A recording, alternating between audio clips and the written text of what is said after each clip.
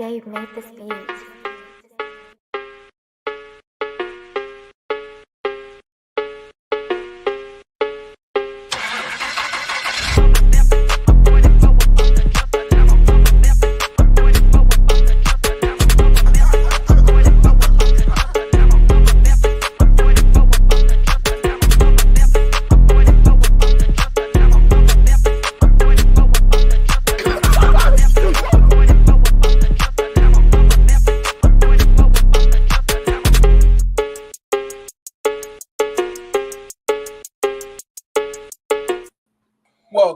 Welcome to Say Like a Champ, episode 182. No, 282. What am I talking about? It's your boy, A-Dub.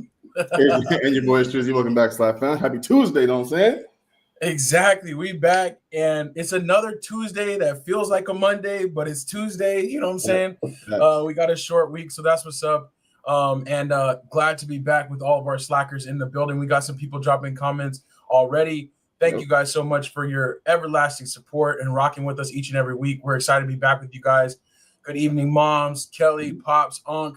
Welcome to the show, and thanks for having us along. We appreciate the likes, the comments, all that stuff really helps the show. Not only obviously being you guys, having you guys be a part of the show, but also it helps others see the show. The more reactions and things like that it gets, the more YouTube likes to help push us out. So it really does help, and we appreciate it. Strizzy, how you feeling? What's good? I'm feeling good, man. I'm saying we had a nice little long weekend. Now we got a short week this week. You know what I mean? And had another weekend of some getting some content out with my boy Kingsley and Daisy. And I don't know, it was a very, very productive weekend. So looking forward to the short weekend.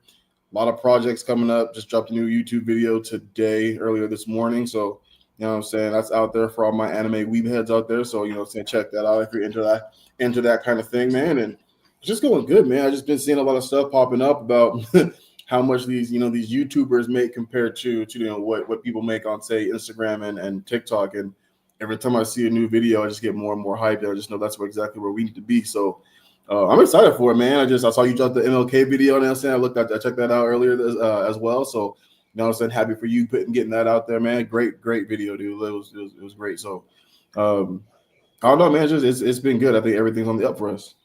That's what's up, man. Yes, same. And thank you so much for your support on that one and mentioning that. That is dope. Both of us putting out YouTube videos yesterday, and we've known for a long time this is the direction we want to go to.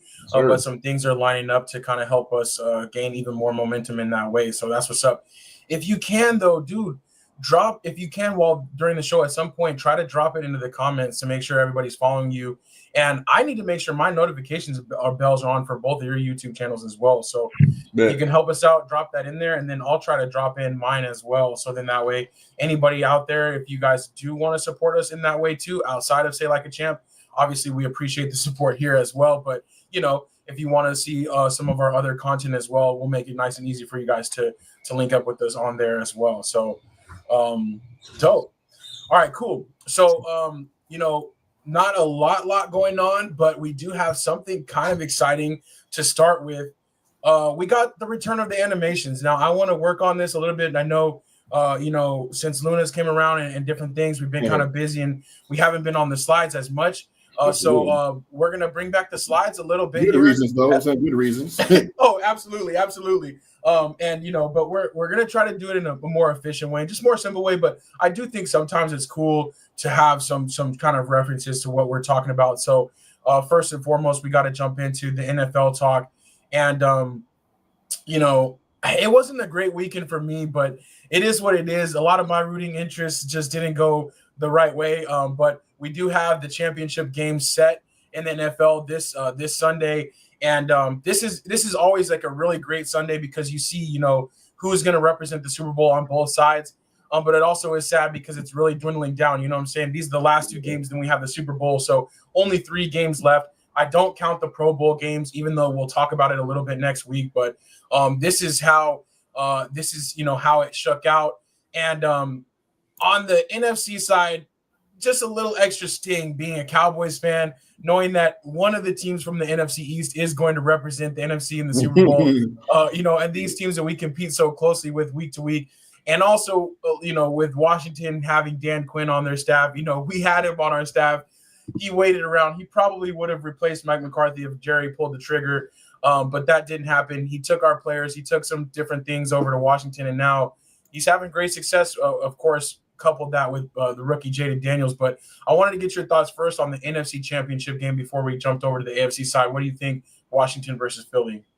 Man, I think that what's really funny, man, is like as Cowboy fans, y'all know y'all always in the news no matter what, you know what I'm saying? And like you're about to hear it. Like, Jaden Daniels already has the same amount of wins as Dak.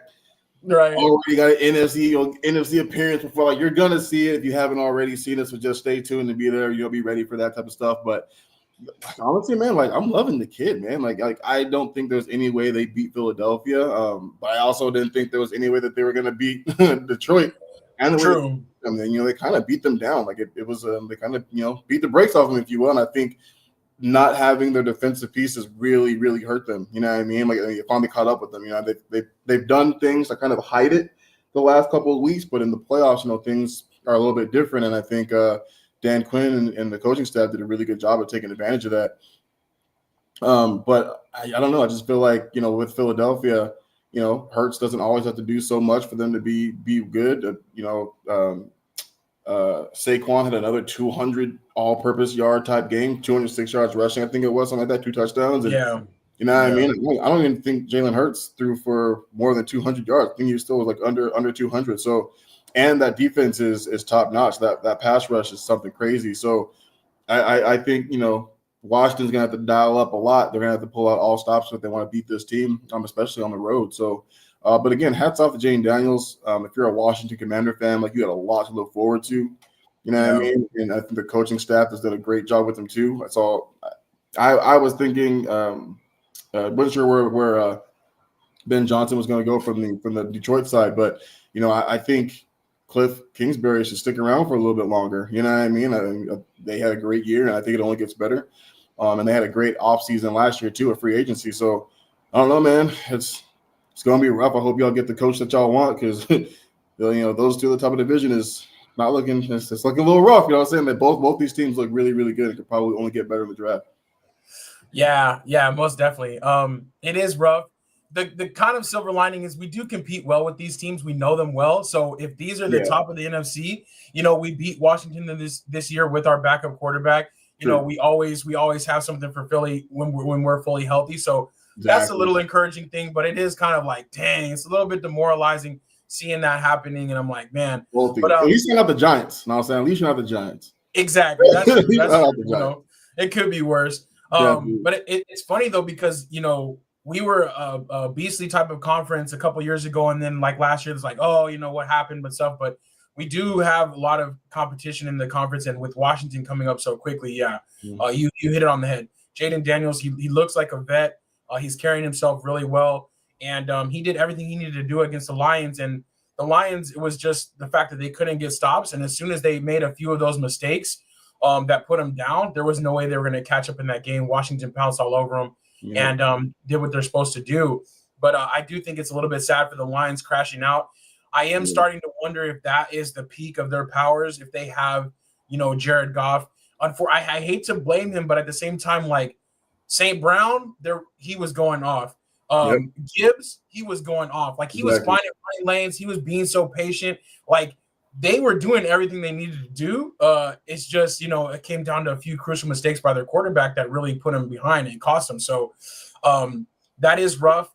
This game is going to be really good, though. I feel like with it being division opponents, and this is the third time they're playing this year, you never know what can happen. But on the Philly side, though, Saquon, he is a monster. And that offensive line is a monster.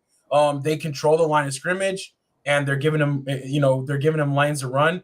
And we're seeing that he is really like at the peak of his career. I thought he was like, maybe we'll see. But it turns out, that those last couple of years in Giants, even though he was still doing well, was a little bit more lean, more because of the team around him, not necessarily because his personal performance. Exactly. Now he's running behind an offensive line that's just monstrous and really breaking open those holes. The Rams had a lot of chances to win that game. They did. But that big 76-yarder that they fought Claude to get within 3, and then right there, you have a one play drive. Like breaks that's off. yeah, that's just gotta hurt. So yeah, but I don't know if I had to pick right now. I'm leaning towards Philly. I just think at home they'll get the job done. Yeah, They're just a little bit better. I hope for Philly. I love how Pop said he hates Bills, Eagles, and the Commanders. He's going for the Chiefs, and I'm the complete opposite. I'm like anybody but them. So for me personally, I can't have Washington win, because if the Chiefs do somehow, if they do get past the Bills this time around, which they normally do, I don't think Washington stands a chance. I think Philly has a better chance of beating them. So I gotta go with Philly, and if Bills just so happen it can get the job done twice in one season, which history is not on their side. You know what I'm saying? I don't. There's no way in hell I think Washington, plays up against the Chiefs, especially still as great as he's been. He's still a rookie at the end of the day. So, so I'm hoping for if Bills can somehow get the dub, I'll go for Washington. I could care less, but otherwise, I'm going for Philly. Got you. I feel you. And yeah, Dad says, "Hey, Bills, Eagles, and Redskins go Chiefs." I'm kind of with Pops. The Bills, to me, which we'll jump over to that game in just a second, but the Bills are the last on the list. They're outside of the Super Bowl club. I don't want them to get to the Super Bowl. Bills Mafia, the circle the wagons, all that stuff. I'm sorry. Like, I don't know why I just not feeling it. So I would rather see a three-peat from the Chiefs or reluctantly see one of the NFC East teams win it, other than the Bills. I don't know why. That's kind of how I feel too. I want to welcome Grace to the show. Thank you for being with us. Appreciate you tuning in. And as we transition to that game, I just wanted to get one other Pops comment. He said a healthy Cowboys team is capable of beating any of them except for Kansas City. Cowboys will be back this year. I certainly hope so, and we'll see what coaching staff we get or how that kind of comes together and what other changes they make. But we definitely need a few things. We'll kind of talk about that through the offseason. On the Bills-Chiefs side, Mom says, I'm thinking Eagles will take it. Mom says that they're going to go to the Super Bowl this weekend, or you think they're going to take the whole thing? I know they got a lot of Philly dogs over there, so, they do have a good team. So I'm wondering if you think they're going to take the whole thing. As we move over to that Bills-Chiefs, though, like you said, can they do it twice in 1 year? I don't know, man. The Chiefs just have the Bills number in the playoffs. Mm-hmm.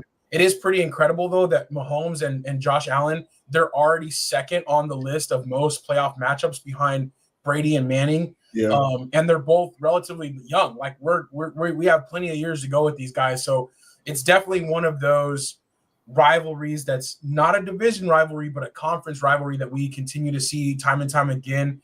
Even though the Bills have been the more well-rounded team, I got to give the edge to the Chiefs only because they're at home and they seem to find a way every time, some way to get these things done. But I think that's going to be a really great game. And I think if the Bills are going to break through, it's got to be this time. I just don't know if the defense can have another performance like they did against the Ravens, getting those turnovers, which was really, really the key difference there. Yeah. What did you think? What did you think about them getting there and their chances on the Chiefs? Yeah, man. It seems like when it comes to Lamar Jackson is phenomenal in big regular season games, right? Anytime Lamar plays in a big regular season game where he's going against one of the top opponents, he plays out of his mind. But then when it comes to the playoffs, the bigger games, he always seems to fall short. And it's hard to come back in the playoffs when things slow down and you get less opportunities, right? You turn the ball over, you fumble the ball. Like those things are difficult to come back from. So, tough, to come in and to only lose by 2, was it 27-25 or something along those lines? And that's rough, you know what I mean? Especially because I feel like, in my opinion, I think they were better equipped to beat the Chiefs than the Bills are, even though the Bills beat them earlier this year. I think this Chiefs team is not the same. I mean, like, I said the same thing about this last year either, and they weren't. You know what I mean? Like, granted, they did win the championship, but they were not the same team that they were 2 years. That and going forward. But if anybody can do it again, it's the Bills. But Josh Allen has to play perfect football. He can't turn the ball over. You know what I mean? Because the Chiefs will capitalize on those type of things. And just go after Patrick Mahomes. He hasn't been the same Patrick Mahomes as he was, in their first couple of seasons. This last 2.5 seasons, he's looked mediocre, honestly. And they're winning, but they're winning as a team, and they have the best coaching staff in the league. So if there was a Chiefs team that Josh Allen could beat, it's this one. You know what I mean? So let's see how it goes. But I don't know. It's hard to count the Chiefs out, especially when they're an underdog. But I feel like if they do get past, like I said, the Bills, the only team who could give them a chance, I think, is Philly. Yeah, I agree. I would say definitely the time is now for them to strike. I don't know if you could say Patrick Mahomes is mediocre. Obviously, they're not blowing teams I don't out, mean mediocre in but the sense of like, I don't know who are we just talking about? Like Jared Goff mediocre. That's not what I mean. I just okay. mean in the sense of when the Patrick standard, right? He is far below that. He's below the Patrick price for sure. Yeah, he is He's 100%. not living. He's definitely far below what we're used to seeing Patrick Mahomes do. Right.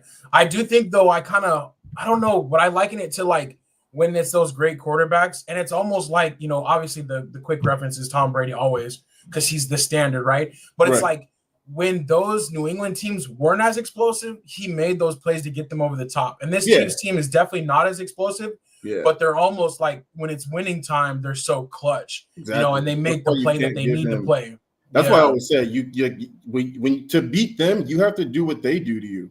You know what I mean? Yeah. Like you can't give them the ball back with a minute to go if you're down by a field goal. You know what I'm saying? Like even a touchdown, right? Like the coaching staff, just like Brady and Belichick were together, like if we're down by a score, whether that's a field goal or a touchdown, and you give us time, the game's over. Like, you know what I'm saying? Yeah. Like, you can't give them any time. Like, you have to beat them with the clock striking 0 to not give them any chances to come back, because that's what Patrick is very capable of doing. He makes the right play. If he doesn't see anything, he's going to run for the first down and get out of bounds. And Andy Reid is, in my opinion, right now, the best coach in football. Like, he's going to call the right play to get you downfield to get that field goal or to score a touchdown. So believe me when I say, like, I don't take anything for granted for Patrick Mahomes. I just say, like, his personal play has not been what we've been watching for the last, say 5 years about watching him play. Yeah. But Chiefs are still the best team in the NFL. That's record shows that, everything. So they're going to be tough to beat regardless.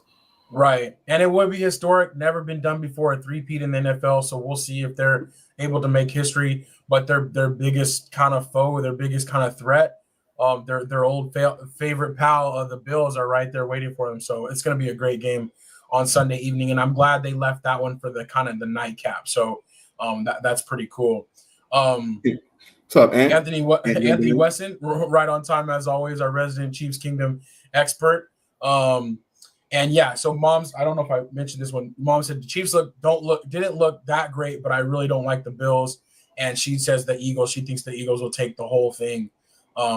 So we'll see what happens. But I do want to shout out to Moms for hitting up the Super Bowl squares as well. Everybody, just remind you guys, we're trying to get it locked in basically by the Pro Bowl weekend, to get those squares all finalized. So then that way we can do the live drawing as we always do. Really exciting time. So make sure you're getting in on those Super Bowl squares.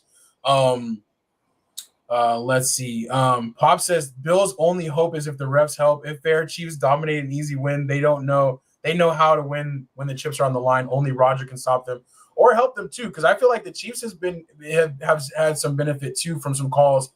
Man, I saw some stuff going on last week where some Chief fans that I know are like, I'm Chiefs Kingdom till I die.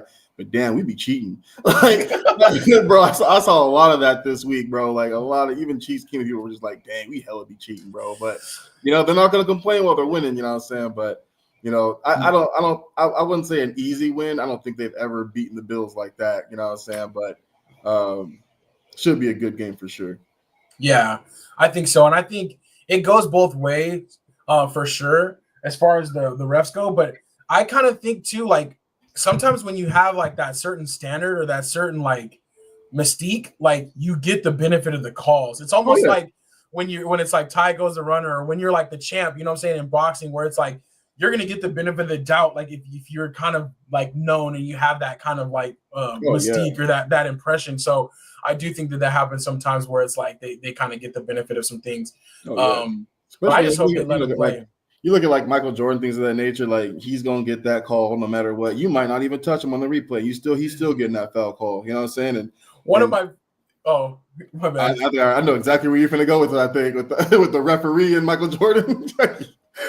You know what I'm saying? And in boxing, it's the same way. If you're the champion, if you're the challenger, you have to win that fight. You know what I'm saying? Like you have to absolutely win. You got to beat him down. You got to knock him out, whatever the case may be. Because if it's close, the edge is going to go to the champ. You know what I'm saying? So, and vice versa. So this game could definitely go both ways. I feel like no matter who wins, both sides are going to say, "Oh, the refs did this for them. The refs did that for them." So, regardless of who wins that game, you're going to see a lot of Twitter fingers, people, going off and on about, the refs and that nature, you know what I'm saying? So it's all good. For sure. All right. We got some exciting stuff to look for though. We'll be back later this week for Secure the Bag to make our official predictions. We'll be picking those games against the line, and we'll bring you guys some prop bets as well. Who we're thinking, we'll try to prepare since there's only 2 games to pick. We'll pick both of those, but then we'll throw in some props for each one too. That'll be really cool. Yeah, I know that. Anthony Weston says real quick, the things with refs is Houston had a target from the jump because of the Jacksonville game. Don't put yourself in that position to even make it questionable. And that's what we're kind of talking about too, is like sometimes the kind of the story about you kind of becomes real in the ref's eyes. So yeah, it's pretty crazy there. Some other news though, we talked about, or you kind of hit on this one though. The Detroit Lions are losing Ben Johnson to the Bears. We expected the Lions to lose probably both of their coordinators, but it's kind of interesting. Ben Johnson staying in the division, but going to a team that has a lot of weapons as well. And in my opinion, a potentially better quarterback, not better by what we've seen him do in the league, but like athletic ability, throwing ability, and stuff like that. Caleb Williams potentially can project out to be better than a Jared Goff. I like the hiring. It's just kind of hard when it's always like these guys are so sought after, like right after they lose. Like, like I'm wondering if that Lions game, them crashing out to the Commanders is going to hurt Aaron Glenn for getting a job. You know what I'm saying? Since he was the defensive coordinator there. But we'll see what happens. 5 other teams still looking for a head coach, and most specifically my Cowboys. Of course, I'm interested to see who they end up with. I do think it's going to be either a retread or somebody that Jerry Jones is very familiar with, because that's just how he rolls. I'm just really kind of honestly nervous about it. I know I want to change for Mike McCarthy, but I'm also scared of the unknown. You know what I'm saying? No, I know exactly. I know exactly what you mean. You know what I mean? So I hear you, man. I feel like the Bears defense was actually really, really – the Bears defense was so good last year. Their offense just could not keep up. So it's one of those things where it's like, do you try to keep that defensive staff on, or, you know what I mean? I know Pops hates him, but like, if they completely deplete the staff, like I'd go after a guy like Robert Saleh if he's interested, you know what I mean, as like defensive coordinator. And if I'm Ben Johnson, like I'm looking to do kind of the whole Andy Reid thing. Like I'm calling the plays. Like he's such a great offensive mind, even as a head coach. Like I prefer him to be the one kind of calling the plays and things of that nature, because he can see things on the field. And, we obviously know what he was able to do with all the offensive pieces for Detroit. Like every single player on the Detroit offense was a weapon. You had to game plan for him. You know what I mean? Two great running backs, receivers, you know what I mean, and things of that nature. And, Robert Goff having, an MVP year to others. But I don't know, man. Like he almost doesn't even need an offensive coordinator. I think he just does the job himself. Yeah. Yeah. And when that happens, though, it's kind of cool, though, because sometimes you get like an analyst or somebody that's kind of like needs a chance. They kind of get that offensive coordinator to like step up, even though they're like the de facto. They're not like really. Yeah. Kind of like Bieniemy was. Exactly. Actually. Exactly. He ran it, but it was like he didn't have the final say. You know what I'm saying? He didn't have the real true authority there. Exactly. So all Andy. We'll see. Yeah, exactly. Anthony Weston laughing at my retread comment, but that's just how I see it. I don't know. He says the Cowboys should go get Aaron Glenn. That would be interesting. If they do, though, I hope they get somebody so dope, type of wizard type of offensive coordinator. Yeah, for sure. And somebody that can really that way. I see him as the type of coach like just move out of the way. You do that on the offensive side. I'm not going to worry about you. I'm going to give you that authority. So that would be cool. Pop says no to the Robert Saleh. Robert Saleh. Pops, But I my gotta thing know why don't you like Salah? Maybe as a head coach, but like, dude is a great defensive coordinator. So I'm curious as to why he doesn't like him. I don't care. I am He too. doesn't, I am but too. Like if they got Kellen Moore, I would love Robert Saleh to be the defensive coordinator. Like you know for what I'm saying? the count, like if they have him as like if they go hire an offensive coach, I would love Right. to have Saleh as a defensive coordinator because Right. the dude can coach defense. He can get his guys fired up, and he can get his guys in the right position. So I don't know. He's great at making regular guys Pro Bowlers. You know what I'm saying? Like, so I don't know. And it's I don't know if possible. Oh yeah. Yeah, because I think he just gets that's the most what out of his good guys. coaching does. Exactly. I Yeah, think he gets the most out of his guys. exactly. So That's what I meant, Pops. I meant as a DC, not a head coach, as a DC. yeah. Oh yeah, Anthony Weston did say John Gruden question mark. I did see him on the list of people that the Cowboys were potentially gonna be interviewing. I'm like, Jerry really wants to. and honestly, that's a dude that Jerry would hire too. Like let's not act like it's not, because he is definitely the type of dude that Jerry would hire. We talk about dudes like Glenn. I'm like, I just don't know if Jerry would hire Aaron Glenn. Right. You know what I'm He'd saying? be more likely to hire John Gruden. That's for sure. You know what I'm saying? Like that's for sure. We want Prime, but will he hire Prime for real? Right. You know I don't know, but also some people are saying, because I don't know, I didn't see the final thing, but some people were saying like, Dion might just be using the Cowboys thing for like leverage to get a new contract at Colorado. For sure. And if he is, like, people are already saying like shame on him, but I'm saying like, do you like? Yeah, get your money. That's what it's all about. As far as like, if people want you and you are not happy with your situation, they got to make it right, or you're gonna be gone. So I don't see that as a problem really. But I don't know. Anthony Weston says he thinks it would work with Gruden. You'll get the best version of Dak. Like Gruden is definitely like, don't get me wrong, like offensive guy, he's the old McVay, like he's like the previous McVay.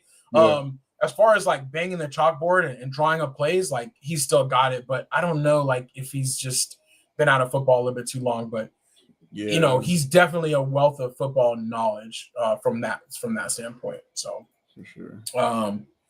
We'll see. All right. Moving on from NFL, we got NBA, and still the big rumor is will our boy from the Suns be traded or not? The Suns, I don't really understand this, but they traded with the Jazz. They traded 1 first-round pick in 2031 for 3 first-round picks over the next 3 years. I don't really understand how that works. Like NBA, they just be trading draft capital like crazy. Yeah.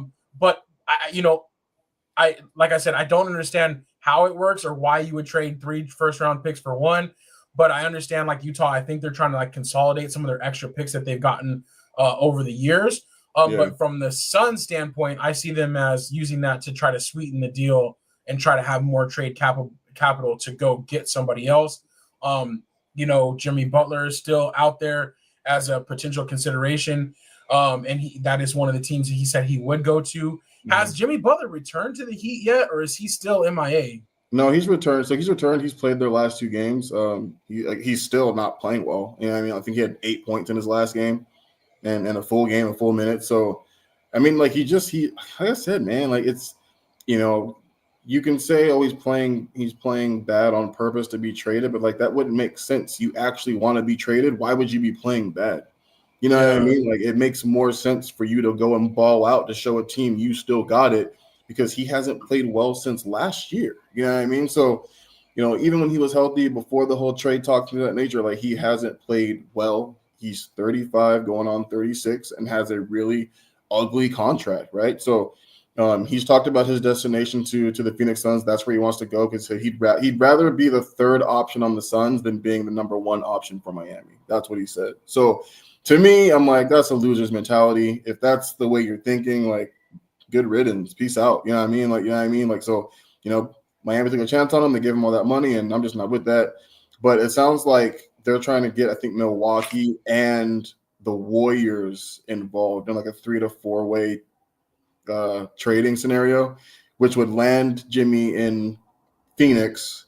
I think Bill goes to Milwaukee, And then Miami ends up with just picks and probably some players from, say, like the Warriors or something along those lines, something like that. So I'd still love Kuminga if Kuminga were to run over to us. I love the athleticism, defense, all that kind of what he brings, and I think he'd be great there. But it seems a lot of players too in Miami are just kind of like, we don't want him back. So I think that bridge has kind of been burned, and I think they're actually really trying to move him now. But it's still just difficult because around the league has kind of been known now that like Jimmy's a difficult person to deal with. So right, the whole thing is a mess. You know what I mean? It's a huge mess.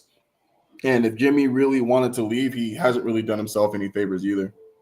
Yeah, no, I agree. It's getting. We always talk about that, regardless of sport. We talk about as far as the athlete, like there's that skill, and they're constantly weighing your play, your performance versus your trouble or your concern or your drama or what have you. We've seen it with great players. We've seen it with guys like T.O. in NFL and just different guys in general, where it's like at some point you always have been that way, and you can be hard-headed, that's fine, but at some point your play is no longer going to be enough for teams to overlook that. And it is kind of just rough. Unc said, when will Jimmy Butler finally find a team he's happy with? Maybe, like Strizzy said, maybe it is being the third option instead, which it is weird. I get what you mean as far as like that's a loser's mentality. It's honestly like a mentality that Jimmy Butler would have like went so far against, like when he was with the Timberwolves at different times in his career, like even years ago, he wouldn't believe that, Exactly. So it is very interesting. Anthony Weston, how did it go south like this? I don't know. I just think he just got tired. Something happened down there. He got tired of the beach. You know what I'm saying? It literally started when he was just like missing. He missed like the whole year, and like he missed like half the season. And at the end of the playoffs, Jimmy was, talking big Jimmy talk at the end of a press conference, and Pat Riley called him out on it. And I think maybe Pat shouldn't have called him out on it, but at the same time, like it's like I understand both sides, but I am super in favor this time in Miami. Like it has nothing to do with Jimmy wanting out or things of that nature. Like when I look at both sides and how it's ended, how it's come to this, I am like 90% Miami, 10% Jimmy. I get it. You know what I mean? Like he wanted some help. We struck out on KD and we struck out on Damian Lillard. So I understand the frustration with that. But at the same time, you still got to go out there and ball. You know what I'm saying? Like, I know we don't like comparing Kobe to people, but Kobe had to play with dudes like Smush Parker as his second option. He had to average 36 to just for the Lakers to be competitive. You know what I'm saying? And at a certain point, he was like, if y'all can't find me somebody, trade me. And they went out and they did something about it. So, but it's like, I think Jimmy just took a different approach. It's like, you haven't been good. You know what I'm saying? You have missed games for like no reason either. Like they're not injury related games. You're just missing games for like ticky tack stuff. Kobe's playing with broken fingers and stuff like that. You know what I'm saying? Like, I just think from an organization point of view, it's like you ain't done enough, in my opinion, to be acting like this or to be, acting this way. And there are other players on this team who have honestly just been playing better than you. So and he doesn't want to hear that. He doesn't want to look himself in the mirror and admit that. Exactly. I think that's really, that's a great point. Like he doesn't want to look in the mirror and said, like, what am I even doing? Why would somebody want to come here? You know what I mean? Like, if I'm a big time player and I see you're playing like this, I'm like, do I want to go there? Do I feel like I'm going to come here and have to carry? You know what I'm saying? Like, I don't know. There's a lot of crap to it, and I don't really see a deal getting done. You know what I mean? Trade deadline, I think it's February 6th, and I think it's going to cost way too much for a deal to get done. So we'll see. We'll see what happens.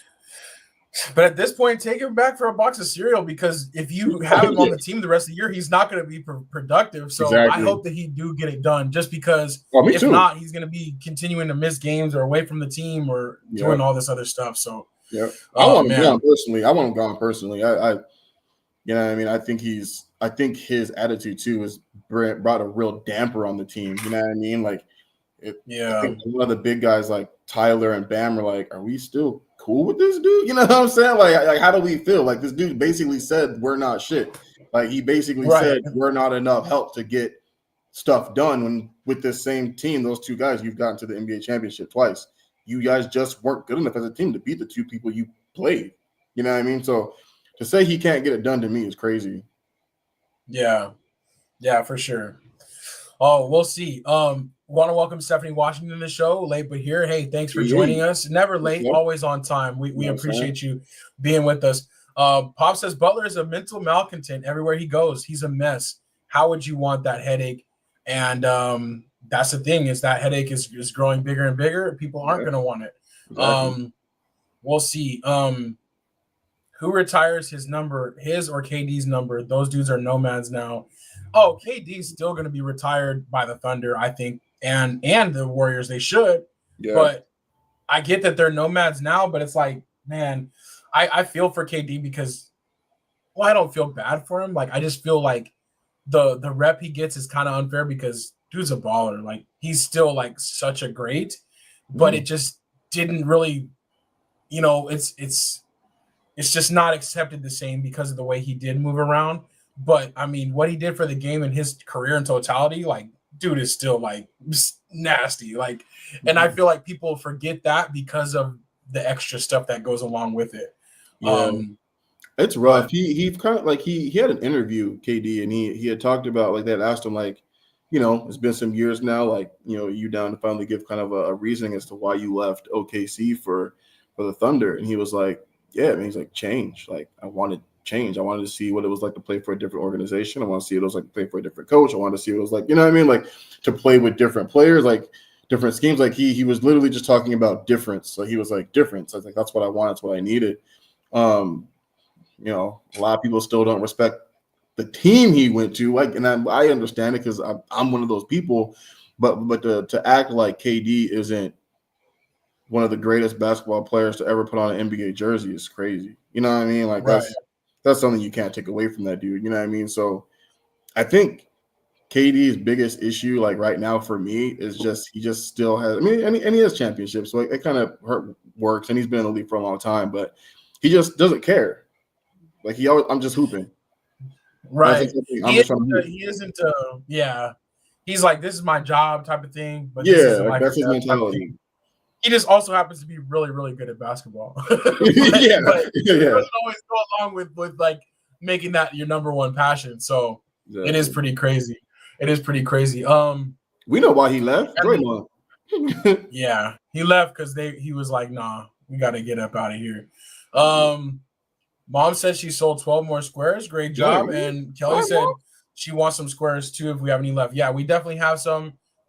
Just hit me up and so I can mark it down. I'm filling up the grid kind of as we go. Or I'm trying to get all those filled up, and we'll also make sure that everybody, obviously that one they're already jump started our list there throughout the year. So that's what's up. Anthony West said Kyrie Irving has found peace here in Dallas. Like, yeah, maybe he needs a situation like that. Maybe Jimmy has a safe landing spot out there. We just don't know where it is yet. I just think along with that, Jimmy is going to have a change of mentality too, just like Kyrie did. At some point, Kyrie kind of got his chakras in line or whatever. You know what I'm saying? Yeah. He spreaded some sage, whatever, and he figured it out. You know what I'm saying? So we'll see. We'll see. But I don't see that inner peace coming to Miami for Jimmy. But over the next few weeks, we'll be tracking down to the trade deadline. I think the trade deadline is a Tuesday. I think it's 2 weeks from today. So we will be all over that news as it happens. But I think the Suns are gearing up to make some kind of a move. And we'll have to talk a little bit more about Beal too. But I don't understand why KD and Booker gave him the cold shoulder too, because he hasn't done anything necessarily wrong. You know what I'm saying? Right. He's just not as good as them. But we'll have to talk a little bit more about that in the coming weeks. So once he maybe potentially finds his home too. But I feel like he's kind of become the scapegoat too. Yeah, he's definitely become the scapegoat because, like, coming off the bench, he's actually played really, really well. But when you put together 3 players like them who all play the same game, they're all mid-range players. Him and Booker kind of slash. You know what I mean? Like, kind of like with Miami's big 3. Like, Bosh had to fall off too. Like, you can't have 3 all-stars on one team and just think that y'all all going to average 25 plus. It's not going to happen. Yeah. And I think we talked about that when he came to the Suns. Like, okay, this is great. You're stacking the deck, but how does it work? Like, how does it mesh together? Exactly. So, I kind of feel for him a little bit on that one. Yeah. All right, a couple more quick subjects. We got baseball has announced their inductees for the 2025 Hall of Fame. We got Ichiro Suzuki, who is definitely a phenom in his own right. When he came, he kind of paved the way for some Japanese players Right. and set a new standard for coming in from an international league and really just taking over, the MLB right away. And I shouldn't say taking over, but being amongst the best. All-star year one. Like there's no rookie curve. There's no learning curve. Yeah. He was a monster and still one of the best hitters. I think one of the best hitters of all time. The control he had with his bat, he can hit the ball anywhere. He can just be so chill, so calm. Didn't really have to hit home runs. Could just drop it into a certain spot. Like, dude was definitely a revolution in his own way.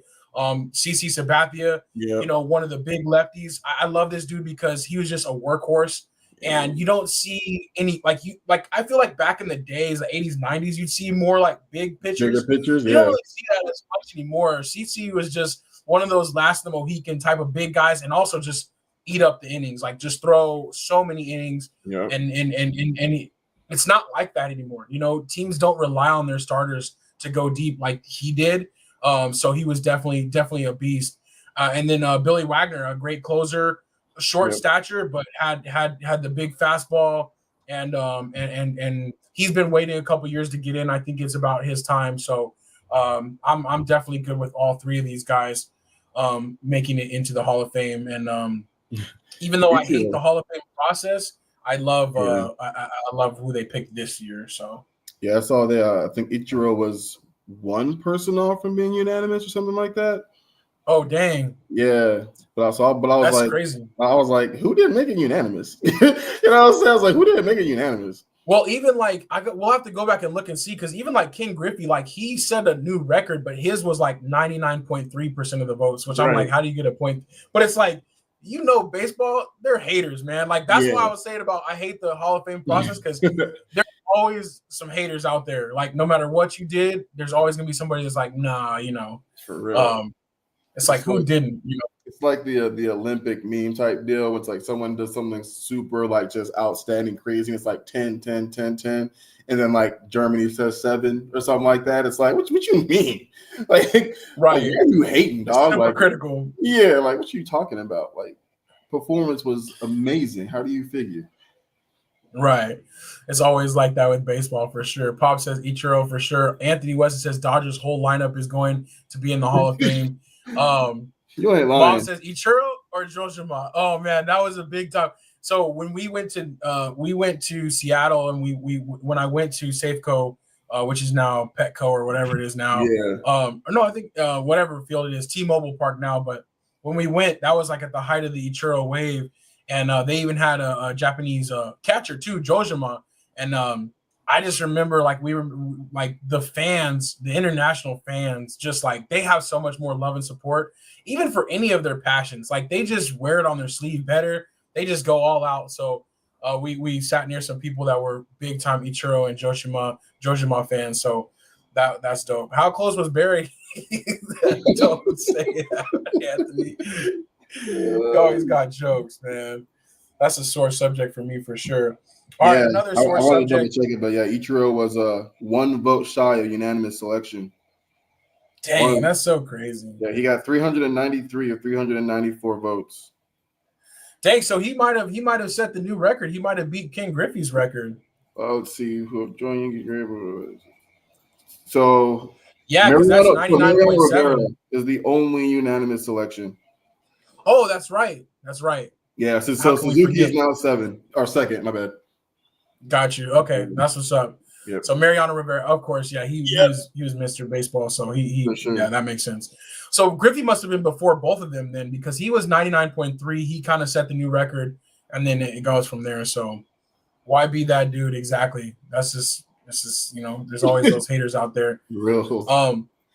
Well, like I was saying, another sore subject. So we got to just mention, and we'll move on. Ohio State did finish the job last night, and it's something weird though. There's some kind of symmetry going on every time the BCS changes their format. Ohio State wins. They won the first time it was the BCS where it was like the +1. They won the first time it went to the 4-team playoff, and now they won the first 12-team playoff. So they can go ahead and sit back down for until they change the format again. But another 10 years. Yeah, exactly. But it's like for whatever reason, they just saying they win when it's a new format. So but I think this was a good run for them. And I have to admit, even though after losing to Michigan, they were talking about fire Ryan Day and all this stuff, they really did turn it back on and they really got rolling in the playoffs. So they did their thing. But I'm with Moms and Kelly, big boos. I actually thought that Notre Dame was going to get it done. I thought they were going to get it done. Yeah, I thought so too. Their defense, it was just not enough, but they did have a really good defense. Their offense just couldn't keep up once the defense gave up a couple scores. So I want to jump to this little story really quickly, though. Stephanie Washington said, my first time at an NBA game, I was solo, sat next to a Japanese guy who didn't speak any English, and I was stoked to be there trying to talk to him. I was stoked to be – dang, that's crazy. That's funny, though, but I'm sure – he had all the camera equipment, you know what I'm saying? I'm sure it was a great memory. And I'm sure you were very friendly to him, Stephanie. So that's funny though. First time at an NBA game. And I love that you went solo too. Honestly, doing stuff solo is like really kind of fun and rewarding. Like it's like so dope. You know what I'm saying? Because you don't really have to worry about anything. Like if you've ever had the chance to travel solo or go to an event solo, or even too like the movies, like for the longest time I didn't do that, and when I did it for the first time to go to the movies by myself, I was like, man, I've been missing like a whole new world. You don't have to share your snacks with anybody, got the whole popcorn to yourself, you know what I'm saying? Chill and just enjoy yourself. That is a really, really fun thing. So that's what's up, Stephanie. She said he was elated too. That's what's up. Kelly said they said they're open to adjusting the format. Do you think anything will change? I don't know, but I think if anything changes, it might be the way the buys are structured. And it might be the fact that they just redo the buys instead of it being the top 4 conference champions. They might adjust that a little bit. But I hope they don't make any rash decisions. They were kind of saying that because this year, all the teams that got a bye lost in the first round that they played. And all the teams that hosted a game at their own college got momentum and rolled on through the first 2 rounds. So they're saying that, but I don't know. We'll see, but I hope they don't make any rash decisions, especially because it's such a small sample size. We've only seen it for 1 year. Let's see how it plays out over the course of the next few years before we just immediately change it again.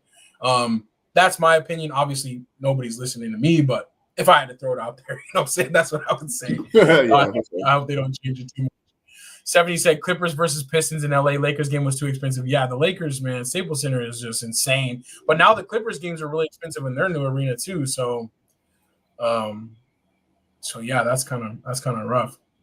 But I feel you on going to a Clippers game instead because it is way cheaper. Anthony Weston said, family's out of town. I watched Little Mermaid by myself. LOL. It was a bit awkward. Hey, at least you went out there, but maybe the choice of movies was the awkward part. You know what I'm saying? Yeah, man.